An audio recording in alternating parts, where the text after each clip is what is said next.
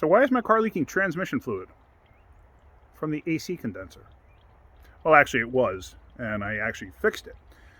A while back, I had installed a auxiliary tranny cooler on it because I was towing a camper with this vehicle. It did very good towing. You know, it's actually a nice vehicle to tow with. Of course, it was a light camper, so it wasn't a big deal. So I come to find that I had a leak. Now, what I had done was I had piggybacked the original cooler and basically ran through the original cooler and then off into an auxiliary cooler. So I wanted to keep the tranny cool. I wanted it to live. And 210,000 miles, I towed trailers and stuff with this thing. I actually towed a car with this thing. No problem. You know, two-wheel dolly, towed a car. No problem. It towed. Yeah, granted, it's not the most powerful vehicle in the world, but it worked. Did what I needed it to do.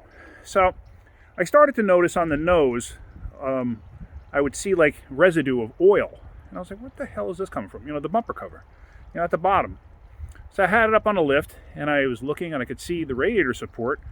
It's covered in transmission fluid. Okay. So I wound up taking the bumper cover off, and let me show you what I found. So here it is. Bumper cover's off. I just cleaned everything down. It was coated in transmission fluid. So here's the auxiliary cooler that I installed probably 6 years ago. And I had piggybacked it into the original cooler. Basically, I came, one line that was going from the cooler went right into this auxiliary cooler. Now, in case you guys didn't know this, if you look, you see the fins here of the condenser? See how these are thin down here? And all of a sudden, the veins get thick up here. That's because this portion up here is the tranny cooler. But it's one piece with the condenser. Now, they're built as one piece, but obviously they don't share any area inside. And over here, I don't know if you can't see it, but right up in here, in this one here, let me see if I can zoom in a little better. Transmission fluid was coming out. So there's a crack in there somewhere. Where? I don't know. Don't really care. So what I did was, here's the one line where I had gone into or out of the cooler into the auxiliary cooler. And the other line right here, which I just cut and left hanging out there, that was the one from the transmission. So down here, oops, let me flip this around. Down here, if you look closely, here you can see my handiwork. Basically, I just cut the line off, and it has those compression type fittings like AC lines use.